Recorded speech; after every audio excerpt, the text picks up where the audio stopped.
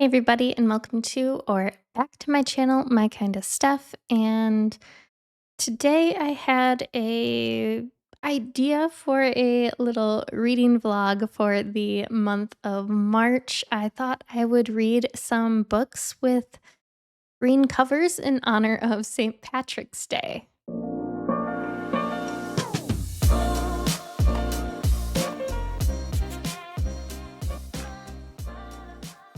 So, since St. Patrick's Day is in March, I thought it would be fun to read some books with green covers. So I don't really fully know what all books I will be reading in this vlog. I'll probably read, I don't know, three or four books. I do know the first one that I want to read is Anatomy of an Alibi by Ashley Elston. I read First to Lie Wins by this author. I can't remember if it was last year or the year before that it came out, and really loved it. It was amazing. So I'm super excited to check this one out as well. I couldn't really think of I don't know, any St. Patrick's Day specific books I wanted to read or enough books that I really felt like reading right now that were necessarily set in Ireland specifically or anything like that. So I thought just doing books with green covers would be just a fun little take on it. Um, so yeah, this is the one we're going to be hopping into first. Little mystery crime thriller. Always a lot of fun. So yeah, I'm gonna go get reading and probably check in with you guys tomorrow when I get to maybe the halfway point and let you know what I'm thinking, what I'm feeling. And yeah, so I'll check in with you guys later. All right. So I made it about 50% of the way into Anatomy of an Alibi. And I'm enjoying this, but holy cow, is there a lot happening. Um, we are following Camilla, and she is wealthy. She doesn't really like her family. They're very obviously well to do, and they don't really treat her very nicely. She married this lawyer, Ben, who is very obsessive with tracking everything she does, all of her movements. Like he tracks her phone and her credit cards and her vehicle and everything. It's really weird, like his compulsion with tracking everything she does. Um, and then we are also following this other woman, Aubrey, who is kind of down on her luck. She lives in this house with a bunch of criminals, and Ben had worked this case that had something to do with these people in Aubrey's life, but we don't really fully understand the full scope of it. Um, but Mila thinks Ben is cheating on her with Aubrey, because she finds Aubrey's name and address in Ben's coat pocket or something, and goes to Aubrey's work and confronts her about it. So these women kind of hatch this weird plan to kind of have Aubrey pretend to be Camilla for a day, take her credit cards, her phone, her car, dress like her, and kind of go shopping and pop around the city for the day, pretending to be her so Camilla can kind of have a day to herself and kind of do some investigating of her own and whatever. They can kind of live in each other's shoes for a day, sort of a thing. And all is fine and well until Camilla gets home for the day, and Ben ends up having been murdered. And now, they both need an airtight alibi but obviously they don't have that because they were just both pretending to be each other for the day. Uh, so it's very messy, um, and also, like, a little hard to follow because, like, it's like who's who is where. Um, eh, it's a little confusing, but, like, it's also what makes it fun, right? Is because you're trying to, like, piece it together and, like, put all the puzzle pieces together and figure out what on earth is going on and what is happening and what what was Ben doing and why was he the way he was, because like, obviously, there's a reason and story behind it, right? Like, this isn't normal. Um, so I'm having fun with it, like, Ashley Elston does a really good job with, like, red herrings and, like, dropping them everywhere and making everyone feel, like, really suspicious and odd and, like, just, like, making you look everywhere and at everyone. Um, so, yeah.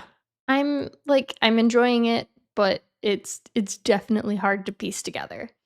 So, yeah, pleasantly surprised. I wasn't sure what to think going into this because, like, I feel like with her other book, First Fly Wins, I was hearing everybody talk about it, and I haven't heard anybody talk about this one yet. And I don't know if it's just because it's newer still, because like Book of the Month does like the pre-releases normally, like you get it a little bit before it comes out. So maybe not enough people have their hands on it yet. Um, but yeah, I'm really enjoying it. So I'm gonna go continue reading this and I will check back in when I've completed it. All right, so I have officially finished Anatomy of an Alibi. Um, I think I'm gonna give this one 3.5 stars. It's not an all-time favorite. I definitely liked it a lot less than First Lie Wins by this author. I really liked the writing. I liked all the red herrings that we got. Like nobody nobody was like kept safe.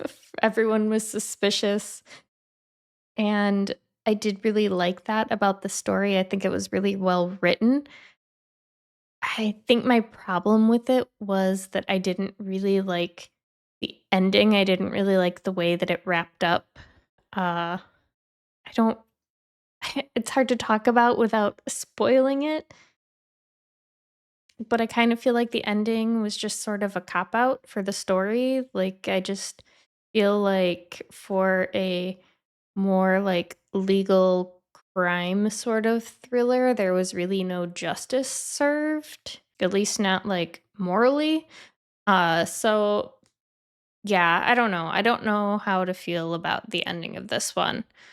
So a little disappointed in that. And that's about all I can say without like spoilers completely.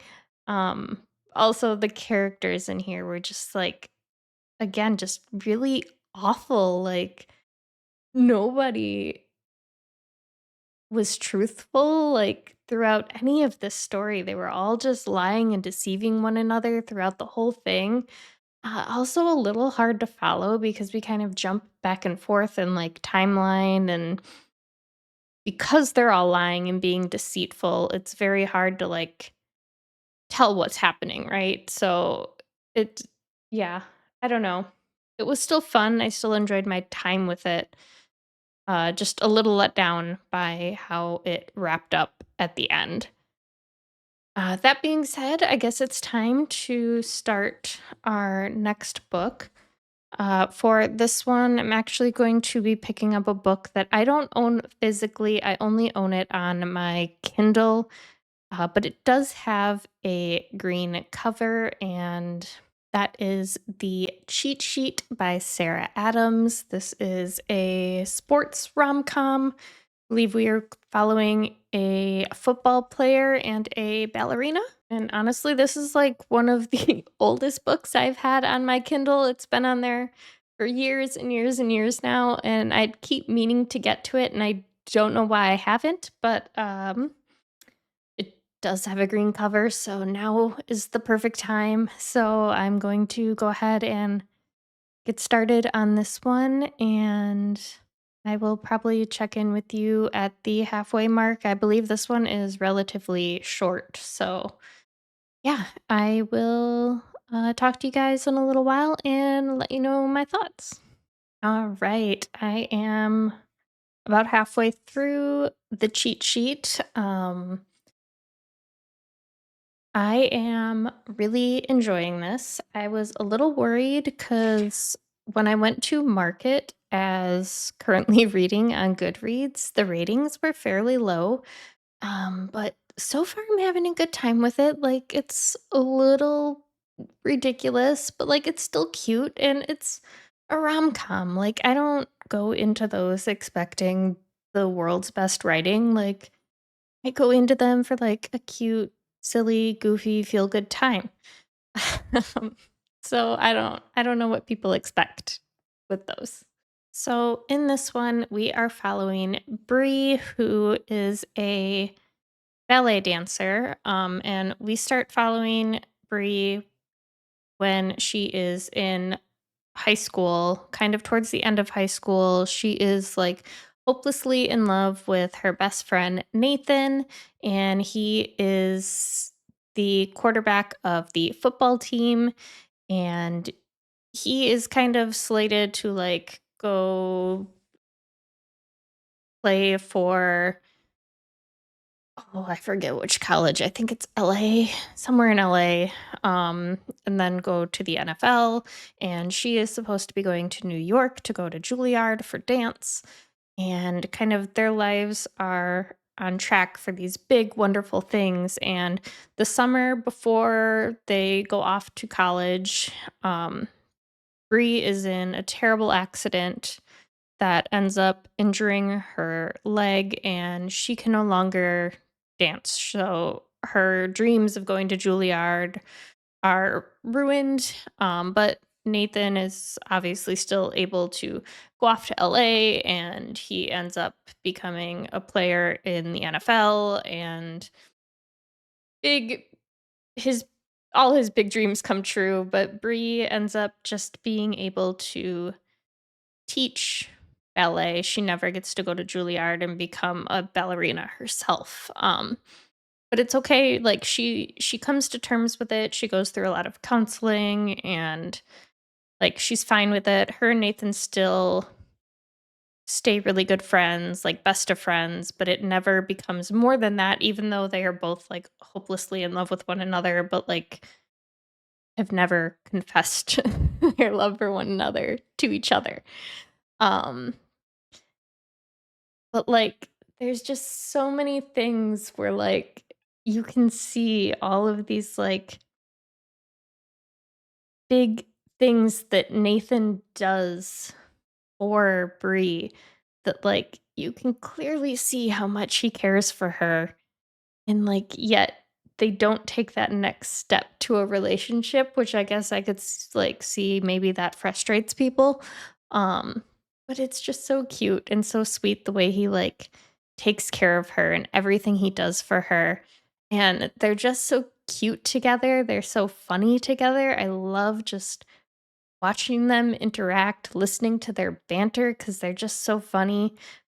Bree kind of, like, chases off all his girlfriends, not out of, like, being mean, he, like, truly genuinely tries to be nice to them, but, like, their connection, their friendship is just so strong that, like, he always prioritizes her over his girlfriends, and, like, they obviously don't like that, so it is what it is. There's so many cute, funny interactions with them together so far.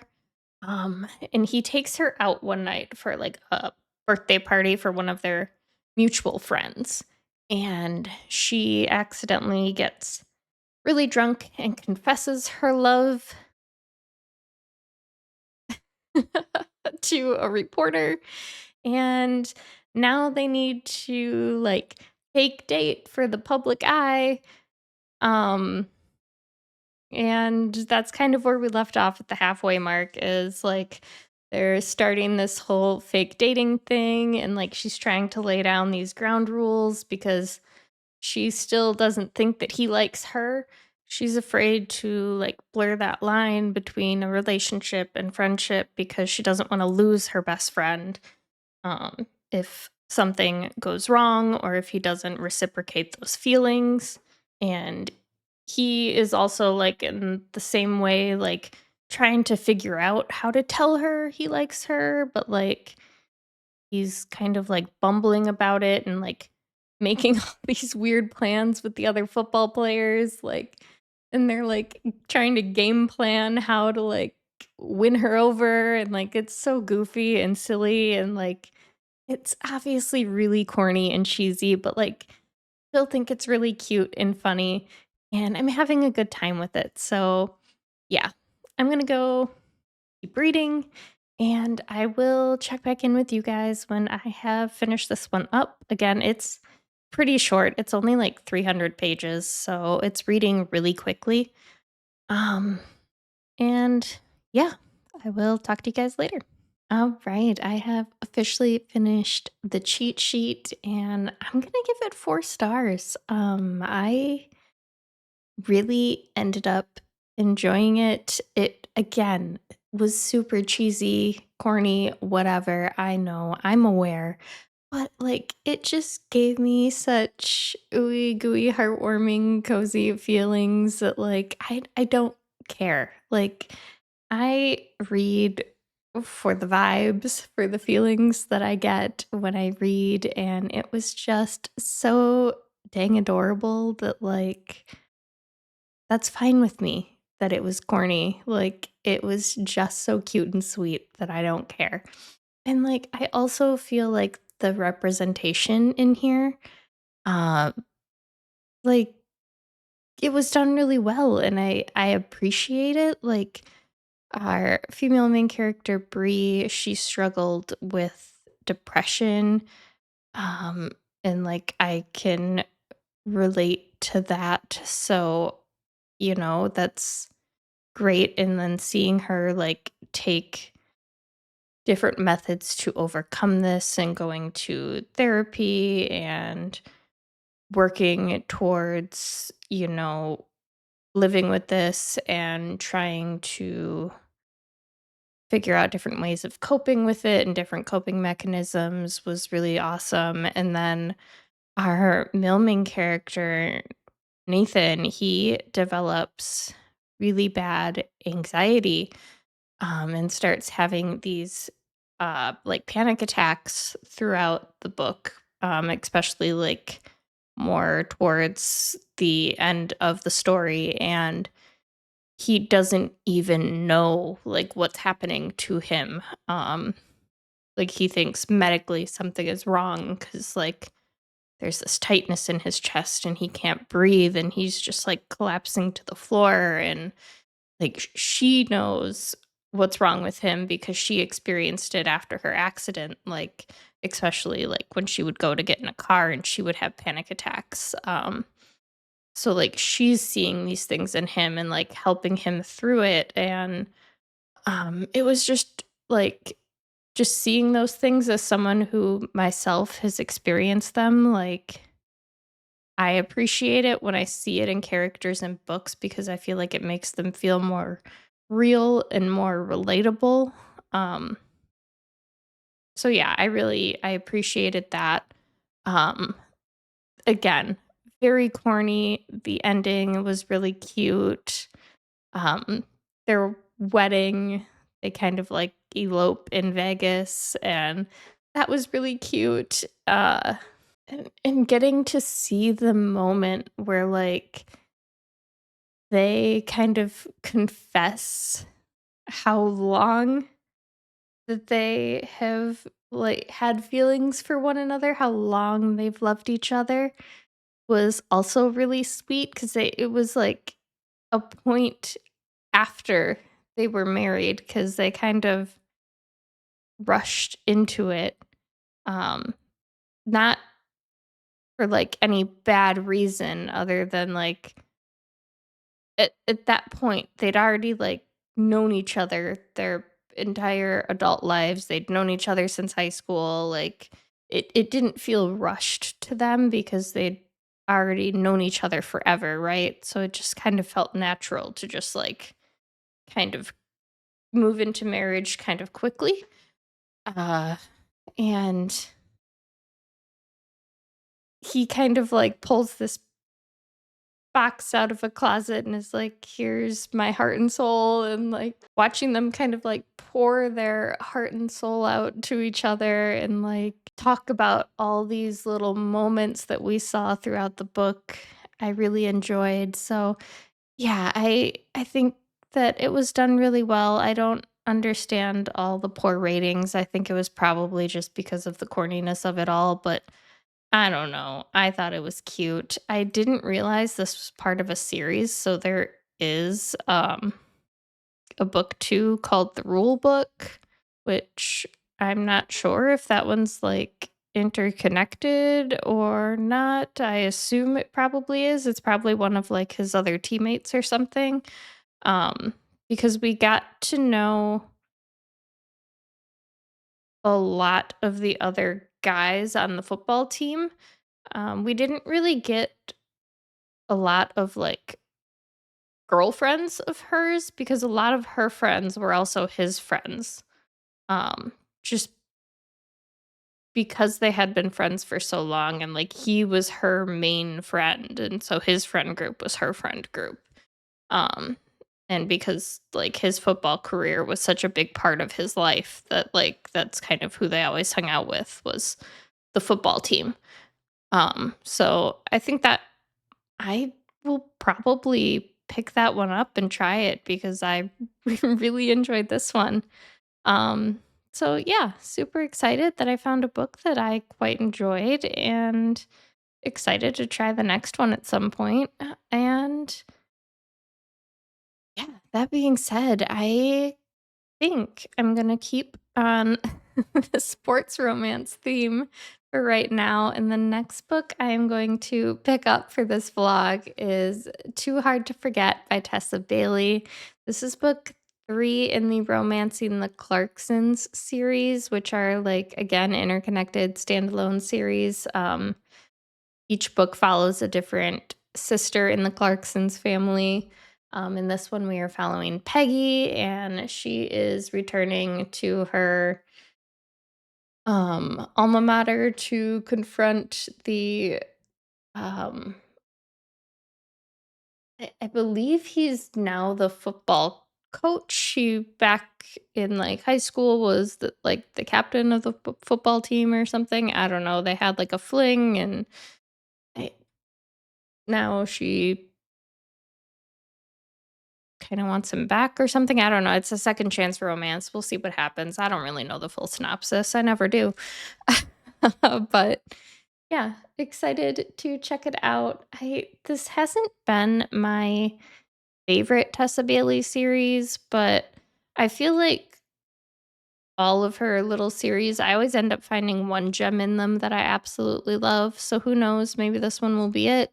Maybe it'll be the 4th book. Maybe I won't like any of them in this series. Who knows? We'll see. But I'm going in hopeful that I will like one of them.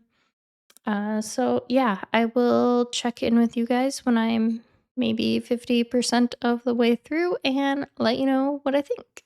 All right, I am 50% of the way through Too Hard to Forget. And this one I am really not liking so far, which I guess is sticking in theme with the rest of the series. I've given all of them 2 stars so far. And this is about tracking to that. These were all published in like 2016, 2017. So these are a little bit more like earlier works of Tessa Bailey's. So maybe this is before she really like hit her stride of the books I liked. I feel like her 2020 works where I really started like feeling the magic in her writing, and those are where I really started liking her books. So yeah, I like really the first like 10% I was like contemplating DNFing it, and honestly like if I didn't already own it and I didn't already own the 4th book in the series, I probably would.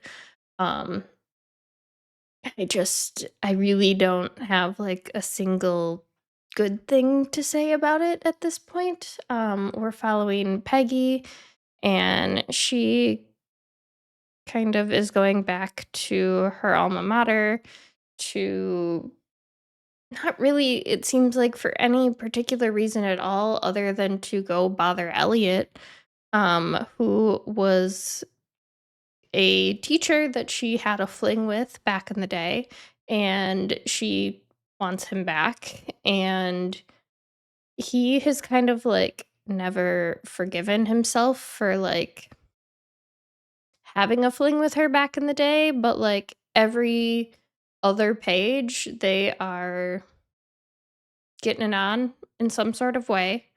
Elliot is a single dad, so he has a middle school aged daughter right now, and for some reason, he is always bringing Peggy around this daughter, and then, like, they're just, like, sneaking off to another room to bang it out real quick and then coming back, and, like, I don't it's all just really weird. And also, like, he just keeps, like, pulling out his rosary, like, mid doing it and, like, praying, and it's all just feels really weird and icky to me. And honestly, like, I'm just skimming over the smut scenes at this point because there's, like, one in every chapter. It's just getting to the point where, like, it's too much. It's not sexy anymore, it's just exhausting. Um I don't get it. I don't understand. I don't know what's happening. I'm not I don't know. I'm going to continue because again, like I already own it. I own the last book in the series, so like I just want to finish this out and get it over with. But like I I am not liking this at all. So yeah, hoping to just finish this today. At least these are really, really short. Um, I think I have like at the speed I listen to audiobooks, I have like an hour and a half, 2 hours left, and then I'll be done and I can move on to our next book, which I'm super excited about. So yeah, I will check back in with you guys when I have finished this, let you know my final thoughts, and let you know what we'll be reading next. So I'll talk to you later. All right, guys, time for yet another very early morning check in. It is again 5 a.m. I'm about to head out the door to work. Um, but I did finish Too Hard to Forget. Not too hard for me to forget. I give this 1 star. Definitely continued to stay just as cringy the entire way through. I just had a gross feeling the entire time I was reading this. Pretty much nothing changed from my last check in. It just continued to stay really icky, feeling like Elliot just continued to like pursue her, but like didn't want to continue to like whip out the rosary beads and pray every time they did it. She like had a kink for that, like, couldn't get off unless, like, she felt like he was sinning doing her. Like, I don't know. It was really, like, a weird dynamic between them, and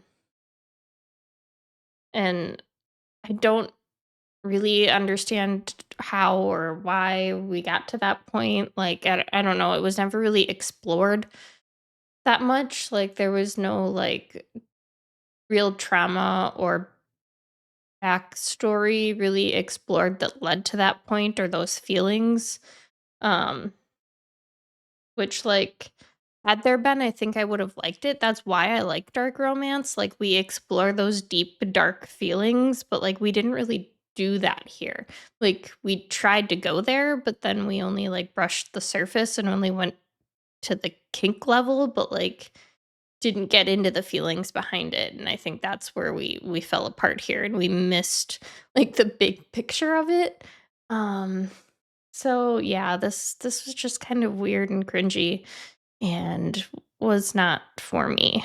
But that being said, we are going to jump into a dark romance next, and this is gonna be, I think, our last book for this vlog, our last green cover, and that is going to be Kid by Jesse Hall.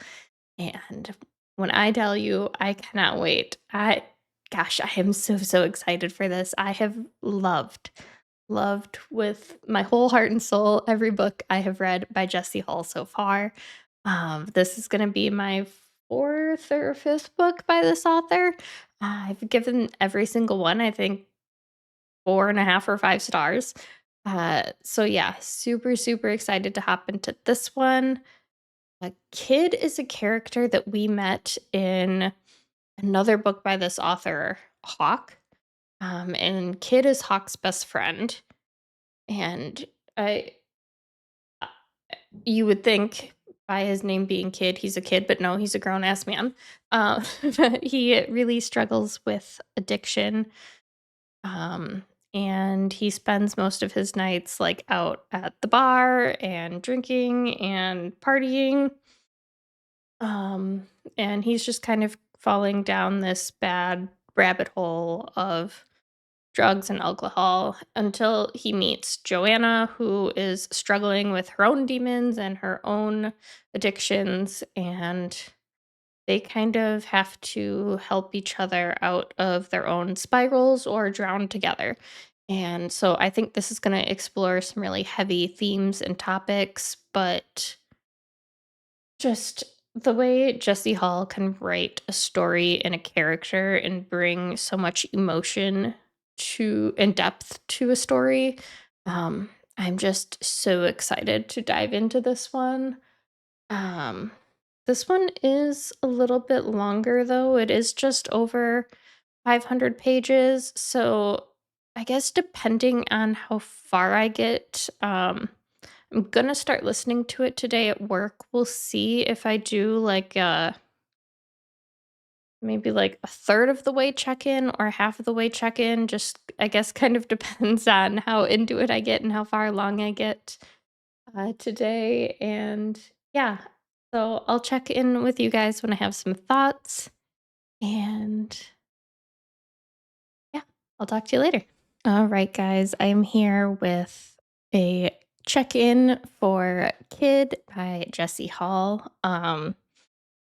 I know I said I was going to do like a third of the way through check in, but I was just reading along yesterday and I somehow got to the 50% mark and didn't even realize I was just like so enthralled. I'm just having the absolute best time with this. I can't say that it like has the best overarching plot per se, because there's not really necessarily one. It's just very character focused, but I'm just so intrigued by our two main characters. They're just such imperfect, messy human beings that are just struggling through life together. And it's just so beautifully written, especially their scenes where they're like, there's a lot of addiction in here. They are both severely addicted to like LSD. So they're constantly doing lines of coke and other drugs, and there's just um a point where they take shrooms and go on this trip, and like that scene is just written in such like a magical beautiful way where like I couldn't put the book down. Like I just had to keep reading. It was just done so well. um I I'm I'm addicted to it. I am addicted to their addiction. That's awful to say, but, like, I can't stop. I can't stop reading. Um, but we find out in here that Kid, um, has moved to California to try to kind of get a fresh start on life with Hawk and Cole, who we met in the previous book, Hawk. Um, Now that Hawk's kind of getting his life on the right track, now that he's met Cole and they got together, um, and Hawk has been letting Kid work with him on his construction site, and he's really trying to like set his life up for success, better him, get him away from dealing drugs, doing drugs. Um, He offered to take him to this, like, realtor course because he thinks that Kid could do really well with sales just by how he interacts with people. Um, of course, Kid ends up getting a DUI the night before and missing the course, and Hawk's really upset with him over that. And there's a lot of things in life where like there's so many people rooting for Kid's success, even Cole or Nicole, um, who happens to be Johanna, or Han as we call her, our female main character's sister, and she's married to Hawk now. Um, so like it's all like kind of interconnected, these four people. Um, like they're all rooting for Kid, right? They're all trying to set him up for success, do what's best for him, help him in whatever way possible. Like they just want to see him succeed, and he keeps failing them, and he knows he's failing them, and like it hurts him, but he doesn't know how to fix it. And he talks about it a lot in this book where like he needs a way to like outlet his energy. Like he can't control his energy, and he needs a way to calm his thoughts. So like it's almost like ADHD or something in a way where like it's gone untreated, and like this is his way of like coping with that is doing drugs. So it's a really interesting dynamic cuz he talks about it a lot like I need the pills to calm my thoughts. I need the pills as an outlet for this energy like, and it's kind of sad seeing that spiral. We also find out that like Han and Cole have a lot of, and we found it out in the previous book too, that they have a lot of like family tragedy, but we find out even more of like why that's affected Han so much, Johanna, um, and why she is now addicted to drugs and alcohol as well, and why that's affected her so much more than it did Cole. And Han is very like non-committal. Kid is like obviously super obsessed with her, and he just like goes out of his way all the time to like try to be with her, wants to be with her, tells her not to leave, but she keeps like ghosting him, and it just like adds to that compulsive like obsessive personality that he has, and it just makes it even worse. So it sends him deeper into these spirals. So it's definitely like a, I don't know, like it's hard to watch because like you know that they could be really good for each other if she could just like commit and settle down with him. But on the same side of it, like she's just hurting him more with the way she is, um, because she's gone through all this tragedy, and doesn't trust and can't love right now and needs to work on herself, that like she's just sending him deeper into madness at this point. And we also find out that like Kid had been going to college. He's got 2 years of a psychology major under his belt, which I think is really interesting because like you think of your typical like drug addict, I guess, and like it's really normally like this negative thing where like you think of like maybe an underprivileged person or something like that. But like some of the things that he says while he is high are like super profound and like very like educated sounding. He uses really big words, or like he'll be talking about an animal and instead of just saying like a jellyfish, he'll like whip out this ridiculous species name that like nobody's ever heard of before and everyone's like, "Excuse me, bless you. Like what is that word?" And it's so like funny because it's like the opposite of what you would think coming from him, just like knowing him and his personality. And I kind of love like the contradiction of it. Yeah, I'm just having such a great time with it. And we're really getting to a point in the story now where like I think we're building to something like tragic happening. Um because we're starting to see those lines start to blur. Uh, there's like this line in here where Hawk finally gets Han to agree to stay after they spend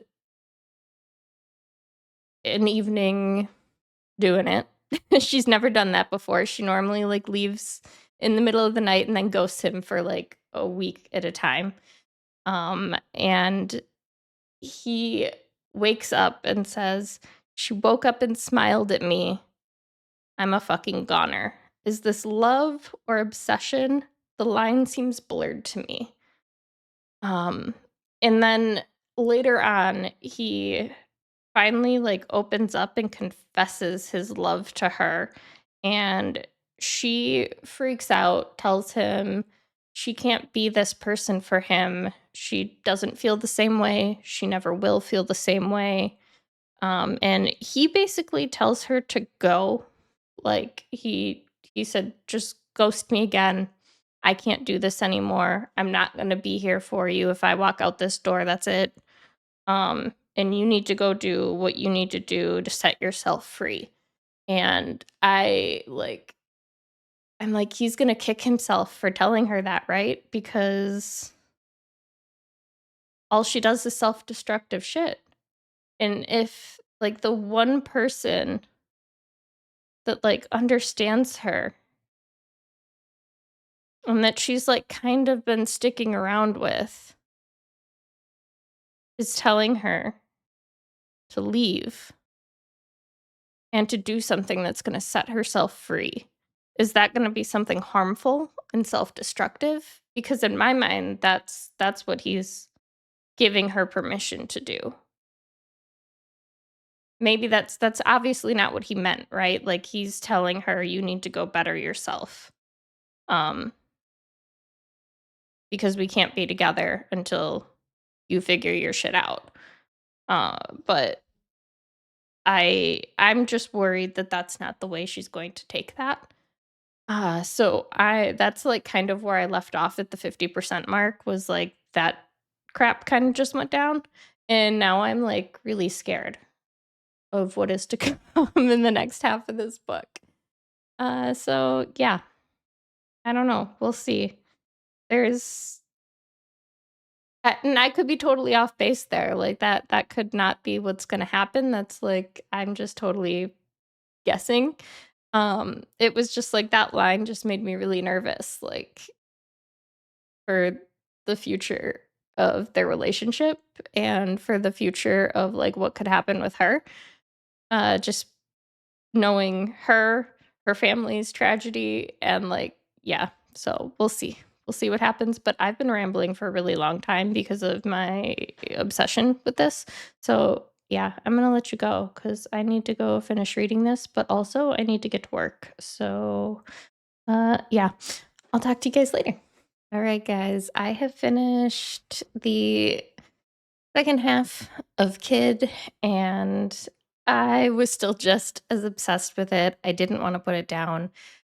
So for that reason alone, I'm giving it 5 stars. Again, not a hugely important overarching plot.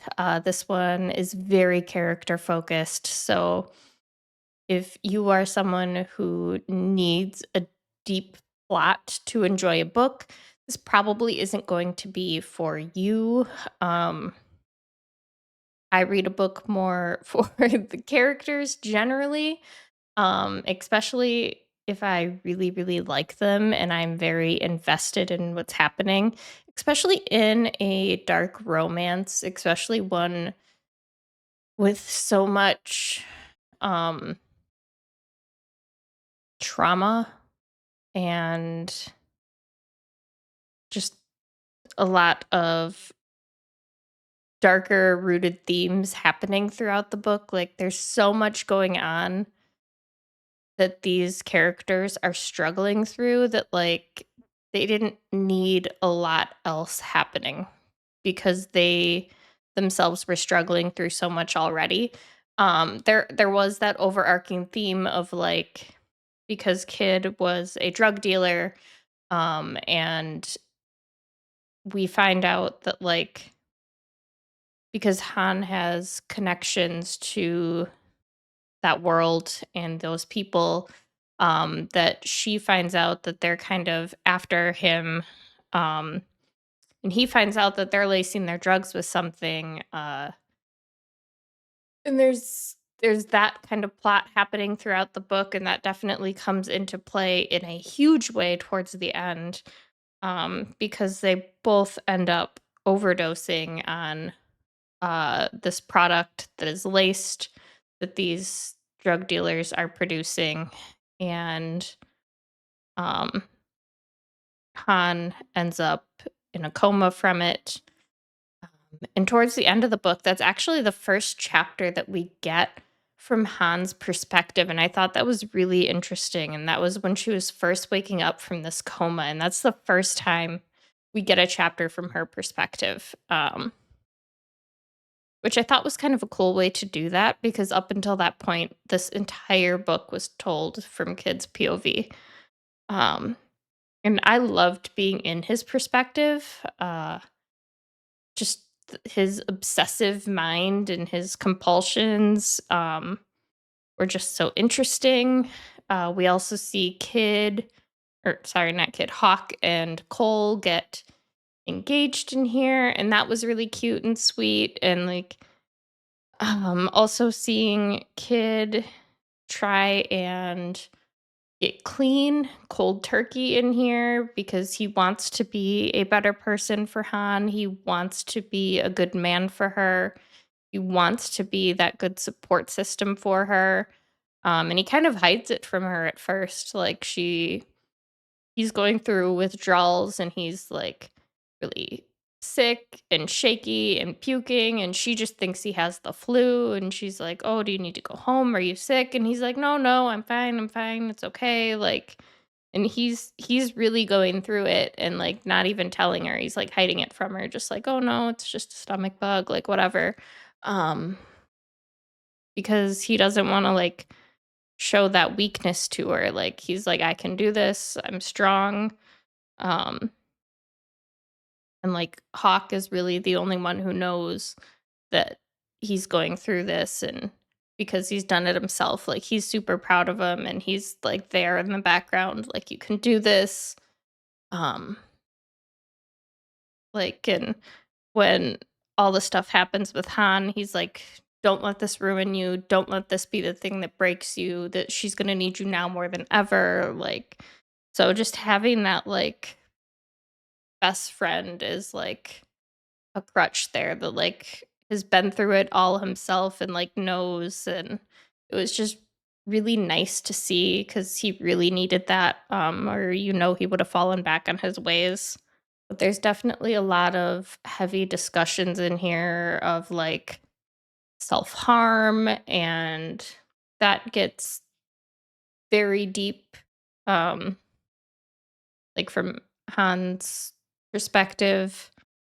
And I think once they like towards the end start getting clean and going to therapy, they're super cute together. And then seeing the sisters kind of like reform bonds, they also start reforming a connection with their father that they had lost. Kid and Han get a pet hamster together, and they like Kid calls it their child because he, like, so desperately wants them to have a child together, like, they're obviously, like, not ready for that, right? Like, they need to work on themselves first, and he knows that, they both know that, but, like, it's just really cute, like, it's just a hamster, but he's like, "Oh, our child. We have to get home to our child." And it's a hamster. Um, but they're so cute together, I love their banter. And overall, like, I just had such a great time with this. Just it was so well written, so beautifully written. Um, and again, especially like the scenes where the addiction and the drug use or the alcohol use or both were like really prevalent. I think those chapters in particular were so well done. Like, just like the mania spirals were just written so well. Um, yeah, I don't know. I had such a good time with it, and I'm so happy I read it. I'm a little sad because I think I only have, like, one more Jessie Hall book, that I have not read, like, from her backlist, and then I just need to wait for her to write another book, and yeah, or just go reread all her books again because I've loved every single one. And yeah, so that is it for this blog. Let me know down in the comments below for next year if you guys have any more like St. Patrick's Day themed books you would like to see me read again this year. I didn't really have any that were like standing out to me that like I felt that I needed to get to any like St. Patrick's Day themed books or like Ireland based books. Yeah, I don't know. Nothing was just like sticking out in my mind as me wanting to get to it right away. So let me know down in the comments below for next year. I just kind of want to get like a running list going in my mind. I know that's obviously very far away right now, but I like to be prepared. um, and yeah, thank you so much for hanging out with me. Give the video a thumbs up on your way out, subscribe if you're new, and I will catch you guys in the next one. Bye.